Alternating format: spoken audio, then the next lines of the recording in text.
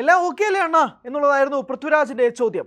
ആന്റണി പെരുമ്പാവൂർ നിർമ്മാതാവ് ജി സുരേഷ് കുമാറിനെതിരെ നടത്തിയ ഒരു നീണ്ട ലേഖനത്തിന് പിന്നാലെയാണ് സമൂഹ മാധ്യമങ്ങളിലെ ചർച്ചാ വിഷയം. മാത്രമല്ല, സിനിമാ നിർമ്മാതാക്കളുടെ സംഘടനയിൽ ഒരു വലിയ ഭിന്നിപ്പ് ഇതുമൂലം സൃഷ്ടിച്ചിട്ടുണ്ട് എന്ന് പറയേണ്ടി വരും. ജി സുരേഷ് കുമാറും സിയാദ് കോക്കറും ഉൾപ്പെടെയുള്ള സംഘം പത്രസമ്മേളനം നടത്തി പറഞ്ഞിരുന്ന ഒരു പ്രധാനപ്പെട്ട കാര്യം, ജൂൺ 1 മുതൽ നമ്മൾ സമരത്തിലാണ്, നിർമ്മാതാക്കൾ വലിയ പ്രതിസന്ധിയിലാണ് എന്നുള്ളതാണ്.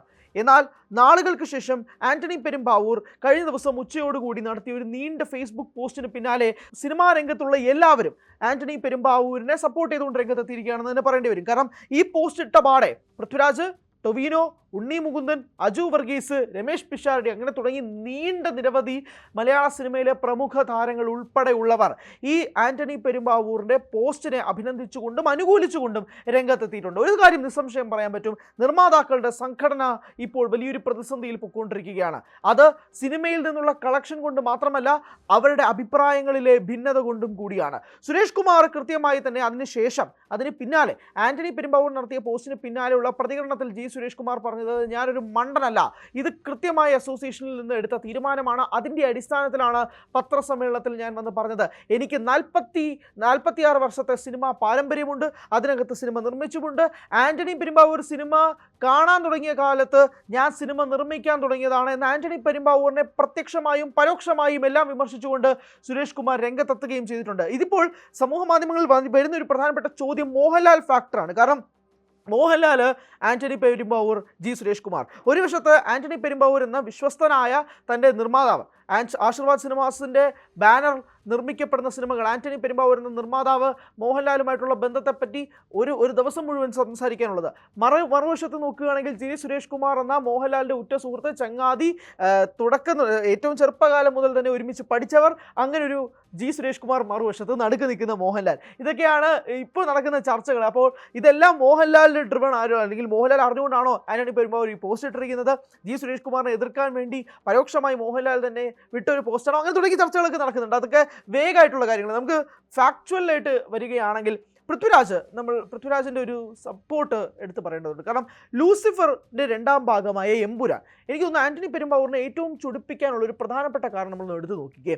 അല്ല, അദ്ദേഹം 2ാമത്തെ പാരഗ്രാഫായിട്ട് പറയുന്നത്, അതായത് അദ്ദേഹം ആദ്യമായി അദ്ദേഹത്തിൻ്റെ അഭിപ്രായം പറഞ്ഞതിന് ശേഷം ഇനി വ്യക്തിപരമായിട്ടൊരു കാര്യത്തിലേക്ക് കടക്കുകയാണെങ്കിൽ എന്ന് പറഞ്ഞതിന് ശേഷമാണ് ഇക്കാര്യം അദ്ദേഹം പറയുന്നത്. അതായത് എമ്പുരാൻ്റെ ബഡ്ജറ്റ് എത്രയാണെന്നുള്ളത് എങ്ങനെയാണ് ജി സുരേഷ് കുമാറിന് അറിയുക? കാരണം ഈ എമ്പുരാൻ്റെ ടീസർ റിലീസിൽ അതൊരു വലിയ ഫംഗ്ഷനായിരുന്നു. ആ ഫംഗ്ഷനിൽ പോലും ആന്റണി പെരുമ്പാവൂർ എന്ന നിർമ്മാതാവ് ഈ ചിത്രത്തിൻ്റെ ബഡ്ജറ്റ് എത്രയാണെന്നുള്ളത് കൃത്യമായി പറഞ്ഞിട്ടേ ഇല്ല. അങ്ങനെ നിർമ്മാതാവ് വെളിപ്പെടുത്താത്ത ബഡ്ജറ്റ് എങ്ങനെയാണ് ജി സുരേഷ് കുമാറിന് ഇതറിയാൻ സാധിക്കുന്നത് എന്നുള്ളതാണ്. അതിന് ജി സുരേഷ് കുമാർ നൽകുന്ന മറുപടി ആ സിനിമയുടെ പ്രധാനപ്പെട്ട ആളുകളിൽ നിന്നും കിട്ടിയ വിവരങ്ങളുടെ അടിസ്ഥാനത്തിൽ എന്നുള്ളതാണ്. പക്ഷേ നിർമ്മാതാവ് ആന്റണി പെരുമ്പാവൂർ പുറം ലോകത്തോട് പറയാത്ത ആ ബഡ്ജറ്റ് ജി സുരേഷ് കുമാർ പറയുമ്പോൾ അതിനകത്ത് ഫാക്ച്വലായിട്ട് നമുക്ക് എടുക്കാൻ കഴിയില്ല. കാരണം നിർമ്മാതാവിന് മാത്രമാണല്ലോ ഇത് എത്രയാണ് ബഡ്ജറ്റ് എന്നത് സംബന്ധിച്ചുള്ള കാര്യങ്ങളിൽ ഒരു വ്യക്തത ഉണ്ടാവുക. പക്ഷേ ആന്റണി പെരുമ്പാവൂർ പറയാത്തിടത്തോളം കാലം അത് നമുക്ക് ഇപ്പോഴും അറിയാത്ത കണക്കാണ്. അത് തന്നെയാണ് ആന്റണി പെരുമ്പാവൂരിനെ ഏറ്റവും കൂടുതൽ ചൊടിപ്പിച്ചിട്ടുണ്ടെന്നാണ് ഞാൻ മനസ്സിലാക്കുന്നത്. കാരണം സിനിമാ സംഘടനയിൽ നിന്നും ഒരു സമരം നേരിടുന്നതോ അല്ലെങ്കിൽ നിർമ്മാതാക്കളിൽ നിന്നുണ്ടാകുന്ന പ്രശ്നങ്ങൾ ഒരു ഭാഗത്ത് നിൽക്കുമ്പോൾ എല്ലാം ചാടിക്കേറി അഭിപ്രായം പറയുന്ന ഒരു വ്യക്തിയായിട്ടല്ല ആന്റണി പെരുമ്പാവൂർ വരുന്നത്. നിരവധി തവണ തിയേറ്ററുകൾ സംഘടനകളിൽ നിന്ന് പ്രശ്നമുണ്ടാകുമ്പോഴോ അല്ലെങ്കിൽ നിർമ്മാതാക്കളുടെ ഷെയറുമായി ബന്ധപ്പെട്ടുണ്ടാകുന്ന പ്രശ്നത്തിൽ ഒന്നും തന്നെ ആന്റണി പെരുമ്പാവൂർ പരസ്യമായി രംഗത്ത് വരുന്നത് നമ്മൾ കണ്ടിട്ടില്ല.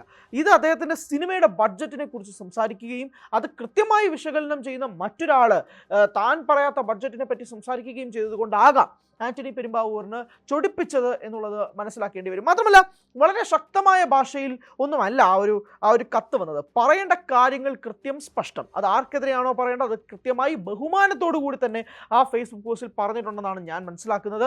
ആന്റണി പെരുമ്പാവൂരിന് ആ പോസ്റ്റിൽ കൃത്യമായി എല്ലാ കാര്യങ്ങളും അതിനകത്ത് വിശദീകരിച്ചിട്ടുണ്ട് എന്നുള്ളത് വ്യക്തമാണ്. കാരണം സിനിമാ സംഘടനയിൽ ഒരു സമരം ഉണ്ടാവുക എന്ന് പറയുമ്പോൾ, ജൂൺ 1 ആ ഒരു സമരം പ്രഖ്യാപിക്കുക എന്ന് പറയുമ്പോൾ അത് നിർമ്മാതാക്കൾ മാത്രമല്ലല്ലോ ബാധിക്കുന്നത്. സിനിമാ രംഗത്ത് തന്നെ പ്രവർത്തിക്കുന്ന ലൈറ്റ് ബോയ് ടെക്നീഷ്യൻസ് മുതൽ ഏറ്റവും പ്രധാനപ്പെട്ട ഇവർ സൂചിപ്പിക്കുന്ന പ്രതിഫലം വാങ്ങുന്ന മുന്തിയ ഇനം താരങ്ങൾ ഉൾപ്പെടെ വരെ ഈ സമരത്തിൽ പ്രശ്നത്തിൽ നേരിടുന്നവരാണ്. അപ്പോൾ എല്ലാ ഭാഗത്തു നിന്നുള്ള ആളുകളെയും കൂടി ഒരുമിപ്പിക്കുക എന്നുള്ളത് കൂടി കൊണ്ട് തന്നെയാകാം ആന്റണി പെരുമ്പാവൂർ ഈ പോസ്റ്റുമായി എത്തിയതെന്നുള്ളതാണ്. പക്ഷേ ഒരു അതിശയിപ്പിക്കുന്ന ഘടകം കൂടി പറയട്ടെ.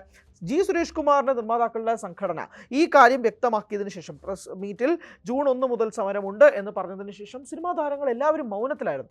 ആരും ഒരക്ഷരം മിണ്ടിയില്ല. ഈ സിനിമാ സമരത്തെക്കുറിച്ച് ആർക്കും ഒന്നും പറയാനില്ല. ഇങ്ങനൊരു സമരമുണ്ടോ എന്ന് മറ്റൊരാളോട് ചോദിക്കുമ്പോൾ അവർക്ക് അഭിപ്രായമില്ല. പലരും രംഗത്ത് വരുന്നില്ല.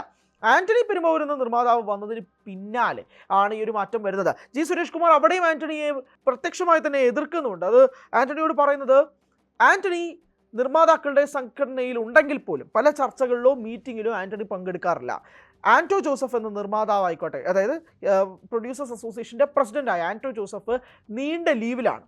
അതുകൊണ്ട് തന്നെ ആന്റണി പെരുമ്പാവൂർ ഈ മീറ്റിങ്ങിൽ വരുന്നതുമില്ല. പിന്നെ എങ്ങനെയാണ് ആന്റണിക്ക് നിർമ്മാതാക്കളുടെ സംഘടനയിൽ നടക്കുന്ന പരാമർശങ്ങളെ പറ്റി അഭിപ്രായം പറയാൻ പറ്റുക എന്നുള്ളതാണ് ജി സുരേഷ് കുമാർ ചോദിക്കുന്നത്.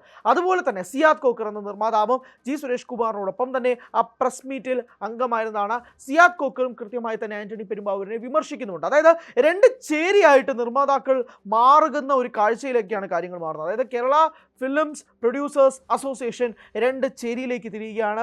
ഒരു വിഭാഗം ആളുകൾ സിനിമ വളരെയധികം നഷ്ടത്തിലേക്ക് മാറുകയാണെന്നും 110 കോടി രൂപയുടെ നഷ്ടം 2025 ജനുവരി മാസത്തിൽ മാത്രമായി സംഭവിച്ചു എന്ന് വാദിക്കുന്നവർ ഒരു ഭാഗത്തുമുണ്ട്. അവരവർ കൃത്യമായ രേഖകളും അതനുസരിച്ച് പുറത്തു വിട്ടിട്ടുമുണ്ട്.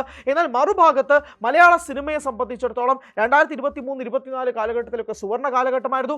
ഇന്ത്യൻ സിനിമയൊട്ടാകെ തന്നെ ചർച്ച ചെയ്യുന്ന മലയാള സിനിമകളാണ് കഴിഞ്ഞ വർഷങ്ങളിൽ ഉണ്ടായിട്ടുള്ളതാണ് ആന്റണി പെരുമ്പാവൂരിൻ്റെ പോസ്റ്റിൽ. അതായത് മഞ്ഞുമൽ ബോയ്സ്, പ്രേമലു, ഭ്രമയുഗം തുടങ്ങിയ സിനിമകളൊക്കെ തന്നെ, മാർക്കോ, അങ്ങനെ ഈ 2024 വന്ന സിനിമകളൊക്കെ തന്നെ ഇന്ത്യൻ സിനിമയിൽ തന്നെ തരംഗമായി മാറിയ സിനിമകളാണ്. നമുക്ക് എല്ലാവർക്കും അറിയാവുന്ന ഒരു കാര്യം കൂടിയാണ്. അപ്പോൾ അങ്ങനെ നിൽക്കുന്ന മലയാള സിനിമയുടെ കണ്ടന്റിനെ കുറിച്ച് ഇന്ത്യൻ സിനിമയിലെ മറ്റ് സംസ്ഥാനങ്ങളിലുള്ള സിനിമ ആളുകളൊക്കെ തന്നെ മലയാള സിനിമ ഇൻഡസ്ട്രി ഉറ്റുനോക്കുമ്പോഴാണ് ഇവിടെ നിർമ്മാതാക്കളുടെ സംഘടന ഇങ്ങനെ നഷ്ടത്തിലേക്കാണ് കാര്യങ്ങൾ മാറുന്നത് എന്ന് പറഞ്ഞുകൊണ്ട് മലയാള സിനിമ വ്യവസായത്തെ പിന്നോട്ടടിക്കുന്നതെന്നുള്ളതാണ് ആന്റണി പെരുമ്പാവൂരിൻ്റെയും കൂട്ടരുടെയും പക്ഷം. അപ്പോൾ ഈ രണ്ട് ചേരിയിലായിട്ട് കാര്യങ്ങൾ നിൽക്കുമ്പോഴേക്കും ഇത് പ്രതിസന്ധിയിലാകുന്ന ഒട്ടനവധി സിനിമയുണ്ട്. അപ്പം ഇതെങ്ങനെയാണ് സിനിമാ സമരവുമായി മുന്നോട്ട് പോകുമോ ഇല്ലയോ? പക്ഷേ ഈ ആന്റണി പെരുമ്പാവൂരിൻ്റെ പ്രസ്താവന വന്നതിന് പിന്നാലെ ജി സുരേഷ് കുമാറിനോട് കാര്യങ്ങൾ പറഞ്ഞപ്പോൾ സിനിമാ സമരവുമായി മുന്നോട്ട് പോകും എന്നുള്ളതാണ് ജി സുരേഷ് കുമാർ പറയുന്ന കാര്യം. അതായത് അദ്ദേഹം ഒരു മണ്ടനല്ല, ചുമ്മാ വന്ന് വായി തോന്നുന്നത് വിളിച്ചു പറയാൻ വേണ്ടി ഒരു പ്രസ് മീറ്റ് എടുക്കാൻ താൻ മണ്ടനല്ല എന്ന് ജി സുരേഷ് കുമാർ പറയുന്നു.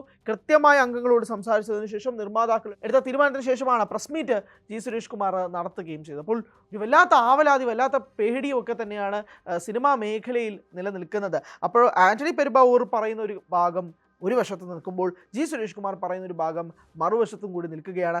ഇതെങ്ങനെയാണ് സമന്വയിപ്പിക്കുക? സിനിമാ സമരമുണ്ടാകുമോ? അതിനൊരു വ്യക്തമായ തീരുമാനം എത്തിയിട്ടുണ്ടോ? ഈ ചോദ്യങ്ങളൊക്കെ തന്നെ കാറ്റിൽ ഇങ്ങനെ പറക്കുകയാണ്. പക്ഷേ അങ്ങനെയാണെങ്കിൽ, സമരവുമായി മുന്നോട്ട് പോവുകയാണെങ്കിൽ നമ്മൾ നേരത്തെ സംസാരിച്ചു കൊണ്ടിരുന്ന കാര്യങ്ങളൊക്കെ തന്നെ വരേണ്ടി വരും. അതായത് എങ്ങോട്ടേക്കാണ്? എത്ര പേരാണ് പ്രതിസന്ധിയിലാകുന്നത്? എത്ര ആയിരം പേര് ഈ സിനിമയുമായി ബന്ധപ്പെട്ട് മാത്രം ജീവിക്കുന്നു? അങ്ങനെ എല്ലാ പ്രൊഡക്ഷനും നിർത്തിക്കൊണ്ട് ജൂൺ 1 മുതൽ സമരത്തിലേക്ക് നിർമ്മാതാക്കൾ പോവുകയാണെങ്കിൽ അത് ബാധിക്കപ്പെടുന്ന ഒട്ടനവധി തിയേറ്റർ വ്യവസായികൾ മാത്രമല്ല, അന്നന്നത്തെ ദിവസത്തിൽ സിനിമയെ മാത്രം ആശ്രയിക്കുന്ന ജൂനിയർ ആർട്ടിസ്റ്റുകൾ എന്ന വിളിപ്പേരുള്ളവർ പോലുമുണ്ട് ഒരു വശത്ത് എന്നുള്ളത് നമ്മൾ കണ്ടില്ല എന്ന് നടിക്കാനേ ആവില്ല എന്നുള്ളതാണ് വസ്തുത. ആന്റണി പെരുമ്പാവൂർ പറയുന്നത് ഈ 2025 ജനുവരി മാസത്തിൽ വെച്ച് മാത്രമുള്ള കണക്കിൽ വെച്ച് എങ്ങനെയാണ് മലയാള സിനിമ നഷ്ടത്തിലേക്ക് കൂപ്പുകുത്തുക ണെന്ന് പറയാൻ സാധിക്കുക? കാരണം നമ്മുടെ മുന്നിൽ ചരിത്രങ്ങളിൽ കഴിഞ്ഞ വർഷത്തെയോ അതിന് മുന്നത്തെ വർഷങ്ങളിലൊക്കെ തന്നെ നമ്മുടെ മുന്നിലുള്ള കണക്കുകൾ സൂചിപ്പിക്കുന്നത് ഇൻഡസ്ട്രി ഒട്ടാകെ തന്നെ ഒരു നേട്ടത്തിലേക്ക് മാറുകയാണ്, മറ്റ് ഇൻഡസ്ട്രികളിലേക്കും കൂടി വ്യാപിപ്പിക്കുകയാണ്. അതോടൊപ്പം തന്നെ എമ്പുരാൻ എന്ന തൻ്റെ ചിത്രത്തെക്കുറിച്ചും അദ്ദേഹം പറയുന്നുണ്ട്. അതായത് മറ്റ് സംസ്ഥാനങ്ങളിലേക്കും മാത്രമല്ല, ലോകരാജ്യങ്ങളിലേക്കും മറ്റ് രാജ്യങ്ങളിലേക്കും കൂടി പടർത്തിക്കൊണ്ട് രീതിയിൽ എമ്പുരാൻ്റെ പോസ്റ്റ് പ്രൊഡക്ഷൻ വർക്കുകൾ നടക്കുകയാണ്. മലയാള സിനിമയ്ക്ക് തന്നെ അഭിമാനമാകാൻ പറ്റുന്ന ഒരു സിനിമയുടെ പോസ്റ്റ് പ്രൊഡക്ഷൻ വേളയിലാണ് ഇപ്പോൾ നടക്കുന്നത്. അപ്പോൾ ആ ഒരു ഘട്ടത്തിൽ സിനിമയെ പോലും പിന്തള്ളിക്കൊണ്ടാണ് ഇപ്പോൾ ഈ ഒരു നിലപാടുമായി ജി സുരേഷ് കുമാർ രംഗത്തെത്തിയിരിക്കുന്നത് എന്നുള്ളതാണ് ആന്റണി പെരുമ്പാവൂരിൻ്റെ പ്രസ്താവന. അപ്പോൾ ഇതൊരു തുറന്ന പോരിലേക്ക് കാര്യങ്ങൾ മാറി. ഇതൊരു യുദ്ധമാണ്, ഇതൊരു ഫൈറ്റാണ്. ഇത് തിയേറ്ററിൽ നിന്നും ലഭിക്കുന്ന വരുമാനത്തിൽ നിന്നും മാത്രം അടിസ്ഥാനമാക്കിയുള്ള ഫൈറ്റല്ല, നിലപാടുകളുടെ ചോദ്യം ചെയ്യൽ മാത്രമല്ല, അപമാനിക്കപ്പെടുന്നതും ഉൾപ്പെടെയുള്ള കാര്യത്തിലേക്കും ഈ പ്രൊഡ്യൂസേഴ്സ് അസോസിയേഷൻ രംഗത്ത് വന്നിട്ടുണ്ട്. 2 ചേരിയാണോ 3 ചേരിയാണോ എന്നൊന്നും അറിയില്ല. പക്ഷേ കൃത്യമായൊരു ഭിന്നത പ്രൊഡ്യൂസേഴ്സ് അസോസിയേഷനിൽ സംഭവിച്ചിട്ടുണ്ട്. ഇതിനി എങ്ങനെ ധാരണയുണ്ടാകും എന്നുള്ളത് വ്യക്തമായും അറിയേണ്ട കാര്യങ്ങളാണ്. കാരണം ആന്റണി പെരുമ്പാവൂർ പറഞ്ഞ പ്രസ്താവനയോട് കൃത്യമായി വിയോജിപ്പ് അറിയിച്ചുകൊണ്ട് വീണ്ടും സുരേഷ് കുമാർ രംഗത്തെത്തുന്നതോടുകൂടി തന്നെ ഇതൊരു യുദ്ധമായി മാറി. അപ്പോൾ ഇതെങ്ങനെയായിരിക്കാം കൃത്യമായ ധാരണ? പ്രൊഡ്യൂസേഴ്സ് അസോസിയേഷൻ ഇതെങ്ങനെയാണ് കൃത്യമായി മുന്നോട്ട് കൊണ്ടുപോവുക? ഇതിന് ഒരു തീർപ്പാകുന്നത് എങ്ങനെയാണ് എന്നുള്ളത് മലയാള സിനിമ ലോകം ഉറ്റുനോക്കുന്ന കാര്യമാണ്. ഇവിടെ നടക്കുന്ന പ്രതിസന്ധികളും ഒക്കെയാണ് ഇപ്പോൾ മറ്റ് സിനിമാ മേഖലയിൽ ചർച്ച ചെയ്യേണ്ടി വരുന്നത് എന്നൊരു ദയനീയമായ കാഴ്ച കൂടി ഇപ്പോൾ സംഭവിക്കുകയാണ്.